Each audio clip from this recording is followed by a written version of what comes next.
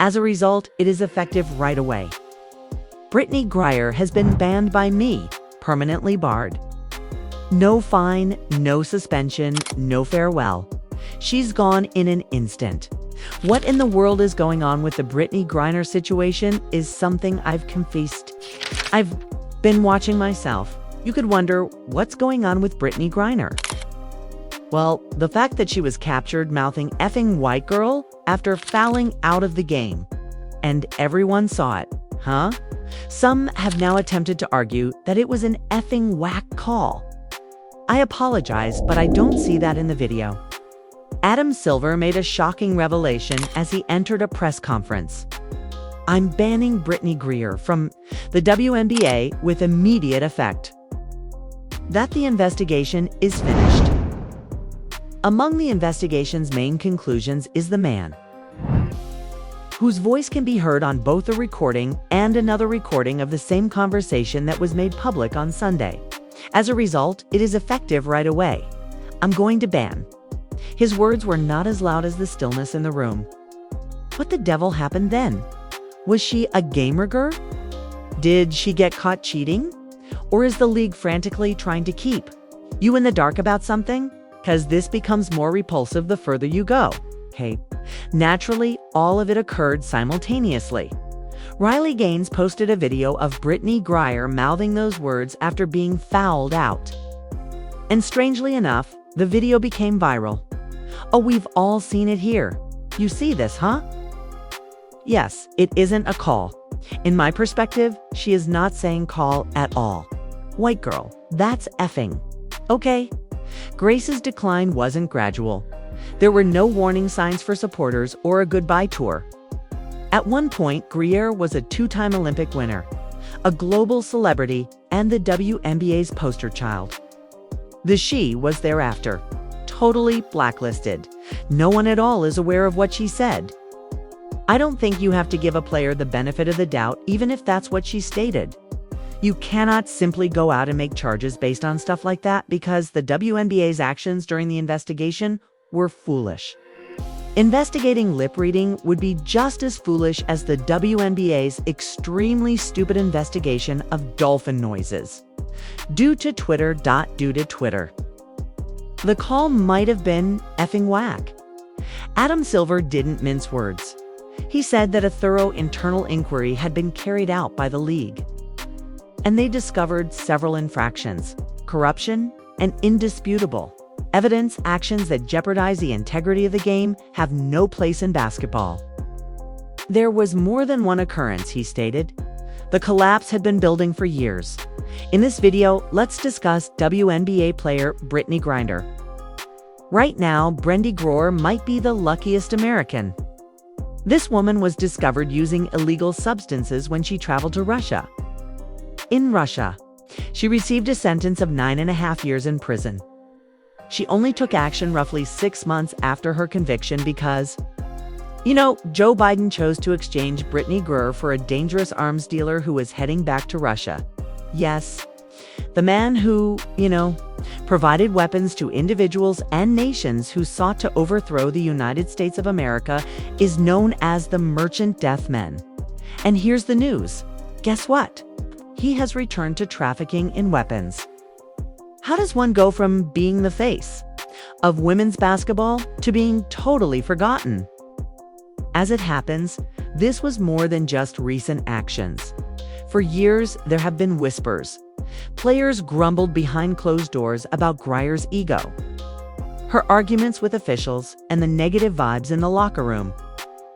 The league remained silent despite her breaking protocol, skipping team meetings, and causing problems off the court. Why? Griner, who I didn't know was incarcerated in a man's prison in Russia, is being criticized for his excessively hostile actions toward Caitlin Clark, the rookie from the previous season, the one that has everyone's attention in WNBA. Naturally, this incident has gone viral on the internet, but it has also revealed some additional secrets that Brittney likely wishes to keep hidden. Brittney Griner is an illustration of that. The other day, Brittney Griner made headlines for the wrong reason, because tickets were sold by Brittney Griner. People watched her until they stopped. The WNBA was forced to do this as the controversies began to overpower the highlights to take action. He did not flinch either. Silver. This is where chaos arises. There was more to this than attitude. Insiders have claimed that Griner participated in game rigging. Indeed, rigged whispers were confirmed by emails, texts, and even leaked recordings. Griner is accused of using her influence behind the scenes to sway referees, change the course of close games, and even playoff contests. She was apparently pulling strings off the court in addition to dominating it, and it became impossible to ignore the warning signs when playoff games began to feel predetermined. Adam Silver hired outside detectives. The harshest penalty in league history was brought about by what they discovered. No one can disregard one inquiry, though. Where was Kathy Angelbert, the commissioner of the WNBA? She was aware of these accusations long before Silver intervened, according to sources. Players warned her, complained, and sent her emails, but she did nothing. According to some insiders, she was defending the WNBA's reputation. Some claim that she was scared to question Griner's authority. Angelbert is now being reviewed internally. League discipline has been taken up by Silver's squad. And supporters are calling for accountability at the highest levels. There was more than one player involved. It revealed a league that allowed the issue to worsen unchecked. So somebody got up at last. Reports state that two celebrities, Sophie Cunningham and Caitlin Clark, were responsible for the revelation of the truth. They testified to investigators behind closed doors. They discussed games that felt manipulative, about referees abruptly yelling at wild fouls, about situations where the results seemed predestined. They presented receipts, leaked audio, and recordings of Griner allegedly talking to referees, planning and influencing games in addition to their conversation. Silver was forced to make it public after it came to light. If those players hadn't spoken, would this have occurred? Most likely not. The scariest aspect is that, however, this tale is far from over. Not even close. Griner's defense team is already getting ready for battle. They claim that the prohibition is politically motivated and unwarranted. They are threatening legal action. They assert that Griner is being exploited as a scapegoat and a diversion. They claim that the WNBA needed a scapegoat and is concealing much more serious scandals. Griner isn't going to back down either. Her attorneys are requesting each and every recording, note, and piece of proof. More dirt could blow up if this goes to court. The most contentious twist of them appears just when you thought it couldn't get much stranger. There have been rumors Brittney Griner may be naturally masculine, according to loud ones. The rumors were silent for years. They're all over now. According to some sources, there exist records, including league memos and medical records. Was the WNBA aware? Did they keep it a secret to keep their best players safe? If true, that is a nightmare for competitive fairness and a violation of Title IX. Is the league's inability to pay to reveal secrets or corruption the true reason for this ban? Now, let's zoom out. Griner is no longer the only issue here it concerns. A league that is becoming unmanageable. Sponsors are retreating. TV contracts are at risk. Supporters are unsure of whom to believe. This was meant to be the WNBA's heyday. It's a soap opera instead. Future stars Caitlin Clark and Angel Reese are stranded in a league that is on the verge of disintegrating. And parents, they are reconsidering their decision to let their girls to enter this quagmire. The WNBA is now paying the price for their wager on Brittney Griner. What actually transpired here then? Was Griner dishonest, or was she kept quiet to save a collapsing empire? Tell us in the comments section. And to prove that, if you're still watching, drop Griner Fallout below. Press the like button and sign up for more, and keep checking back. This is not the end of the narrative, you little garbage can. Do you still believe that you should get paid more? Are you ashamed of anything? I'm grateful, Sid. To be honest, in order to maintain my double-double run, I had to go out there in the fourth to stat pad. Winning games isn't important to me. Stat padding is all that matters to me because it makes me feel better. Tweet arrogance as soon as the game is over. We're 7-16 now. However, like I mentioned, I don't give a damn if we win or lose. All I want is to continue using stat padding until I'm retired. I simply refuse to stop taking these fat L's, but I'm fine as long as I get my double-double. Now I'm free to vent on Twitter, and after that performance, I really believe I should get paid more. Tell me of a forward who nearly had a triple-double in terms of turnovers. Right now, no one is doing it like me. As a forward, I have the highest turnover rate in the league. In the present era, I am one of the few forwards. I enjoy making foolish passes that turn the ball over. Angel Reese attempted to take Caitlin over. At WNBA All-Star Weekend, Clark stole the show with a dazzling shoe stunt, but it backfired. Folks, it appears like Angel Reese has just been embroiled in yet another major scandal. Man, we all know that Angel Reese has made headlines after he essentially cursed at reporters during a press conference. And I'm here to tell you that the drama surrounding Angel Reese is continuing today. This occurred on national TV. Now, I don't want to spread negativity, but Angel should be setting an example for girls and children worldwide and mentoring young women. As fans, the media, and even her own brand made one thing brutally evident. What was supposed to be a career-defining event instead became a public unraveling music live and in full color. You cannot pretend to be a star. Strength. And you can't steal it at all. It's a phony one-sided rivalry. Listen, Angel Reese excessively continued to criticize Caitlin Clark. You're having a fantastic time partying in Indiana, which is unnecessary. Every clip is visible to us. How come? You can't just do what you want to do. How come you can't just do what you want to do? Now, everyone would yell race if Caitlin Clark and her admirers were showing up here and going crazy over Angel Reese. Racism would be shouted by everyone. That we already know. Caitlin Clark is being used as a prop by Reebok and Angel Reese. Angel Reese was meant to have his big break during All-Star Weekend in Indianapolis. She had everything planned out. Her introduction of the Reebok trademark shoe, its eye-catching hues, My-Bound, and Diamond Dust. Thus, Angel Reese's footwear is in this place. I like them, and they're here. They appeal to me. You can't claim that. These don't have the appearance of something that would have been released in the 2000s. It was the 2000s when I grew up. As a result, I have a strong affinity for the 2000s. However, must admit that it's a really great sneaker. However, the advertising campaign too, must admit it's a good move. I saw some social media reaction just before I was going to Gamebridge for the actual WNBA All-Star game, despite the bold "I'm in your city" campaign that was plastered on billboards and a media rollout that shouted, "This is my time."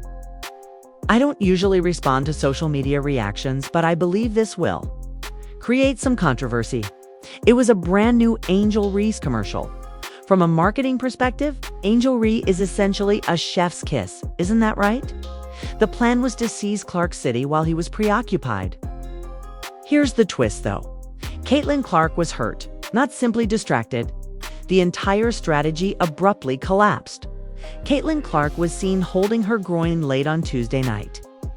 Kane Clark was seen digging her head in the stanchion. After the game, Stephanie White told us that Kane had a feeling. After the New York Liberty, yesterday she disclosed that imaging suggested we might want to sit her down due to a groin injury. Caitlin Clark Music will regrettably miss the WNBA All-Star Game and the three-point competition. Clark missed the game due to a groin ailment. Therefore, the biggest star on the WNBA All-Star stage was absent. Furthermore, Caitlin Clark's absence didn't simply remove the weekend's luster. Completely disintegrated. The cost of tickets decreased by over 50%. The ratings plummeted by 36%. Only 2 people attended the 2025 WNBA All-Star Game. 19 million people watched. You know what happens when Caitlin Clark gets hurt? People won't pay to see these athletes who aren't thankful for their sport. Thus, your demand disappears, expanding. For it, people aren't paying. We're right here, too. The price of the tickets for this All-Star game has decreased by 50%. The demand and ticket prices plummeted. Music and Caitlin Clark isn't the only encore product that suffers when number 22 is absent. Economic opportunities have been negatively impacted for the entire weekend. The get-in price for the WNBA All-Star Game in Indianapolis has dropped, 48% down from $3.44 million the year before when Clark was on the floor. And keep in mind, this was in her own backyard. Without Clark, the hype died. This was the message of an NBA Central post from July 8th. Ree was left holding a campaign that had lost its context. And let's just be obvious here. Let's be completely clear about this. An excellent basketball player is Angel Reese. At every opportunity, Angel Reese has profited from her attachment to Caitlin Clark in the first 3 episodes of her podcast. Caitlin Clark was mentioned in every promotional clip. Caitlin Clark and the entire commercial were being mentioned. Everyone was curious to hear her words. She promoted Caitlin Clark. She uses this constantly now that she has Reebok. At every opportunity, she has devoted herself to Caitlin Clark, and she has profited instead of sounding like a power move. Her audacious "I'm in your city" statement came out as if she were shouting into a room full of strangers. She wasn't taking over anything, she said with a laugh. No crown was to be taken. The building did not even include the Queen. However, things worsen. It is evident that Clark's presence was the cornerstone of the entire Reebok campaign, from planning to launch. Angel released this advertisement. I'm not sure if it's a part of a bigger campaign with similar themes and similar locations, but given the location of the WNBA All-Star Game and the players on the Indiana Fever in the city where the game is held, it's likely to draw some attention. According to one analyst, the company even held off on releasing the sneaker until after Ree and Clark faced off. Chicago was the initial goal, and All-Star Weekend was chosen. Why? Because they were aware that in order to attract attention, they needed Clark's orbit. And the shoe launch failed without her. More cameras than fans were present. The attempt was ridiculed on social media. According to one tweet, there is a part of me that asks, is this really necessary? And shouldn't Angel Ree be able to market herself at this point without invoking or even, insinuating some sort of attachment to Caitlin Clark? Because if I'm being honest about it, another person joked. $1,000 resale for a shoe nobody asked for. It's said that that particular moment was significant. It will always be alive. That moment will never die. However, Caitlin Clark was already headed in this direction. And if anyone has profited more from the attachment, it's been 8 films. At least in terms of attention, she has now transformed it into something wonderful. As previously stated, even Reebok's own approach betrayed the truth. Shaquille O'Neal, the face of Reebok, acknowledged in Netflix's Power Moves documentary series that Reebok had to be completely Reebok when she played Caitlin Clark. Translation: only with Clark in the picture can her brand value soar. That is, dependence, not competition. The analogy to Clark is extremely harsh. In less than 60 seconds, Caitlin Clark's Nike Kobe 5 Pro sold out seconds when resale values skyrocketed above $600. Because of loyalty, not because of hype. Due to the years of connection, performance, humility, and credibility she has developed. Okay, man. So let's get started with the news. Right here. Front Office Sports published an article claiming that Caitlin Clark's signature sneaker might be worth $150 million. Correct? Well, let's go on down. Within minutes of its introduction in Fever hues, the Fever Stars exclusive player version of the Nike Kobe 5 completely sold out. It's crazy work. It wasn't only a gamble when Nike offered her a $28 million contract. It was a given. According to experts, Clark's iconic shoe is expected to bring in between $100 million and $150 million. By 2026, what is the current legacy of Reese? A shoe debut that went unnoticed. A reputation that, for better or worse, is now viewed as trying too hard to ride someone else's wave. And a marketing strategy that fans laughed at. The audience didn't buy into the campaign's cries of domination. Rhee continued to double down, tagging Clark without tagging her, rather than moving into her own lane. Billboards in the form of statements such as "walk in your trap," "take over your trap," felt more like a joke than a triumph. From Instagram reels brimming with fake bravado to Clark's home market. She even came across as defensive in her last post following the weekend. She expressed her gratitude to all of the players for making the weekend enjoyable. An overt slap at the fans who just failed to turn up. The Indianapolis crowd, ironically, had been quite polite. However, after the Rhee wasn't celebrating a victory when the smoke cleared. She was losing ground. In actuality, Reese's sneakers won't be the only thing that will be remembered at the 2025 WNBA All-Star Weekend. Rhee wasted a great opportunity, and it will be remembered as the time the league realized how much it depends on Caitlin Clark, because regardless of how clever the advertising is, how loud the slogans are, and no, you can't make people care no matter how many billboards you spend money on. What specifically went wrong then? Easy. Angel Rhee believed that by copying someone else's pattern, she might create a moment. She believed that attention could be transferred, that she could capitalize on Clark's enthusiasm for shoe sales by being close by, that she could take over a city with volume, if Clark could do so with charisma. Fans aren't stupid, though. They follow their hearts instead of flash. It wasn't branding that made Caitlin Clark famous. Her celebrity power helped her become a brand.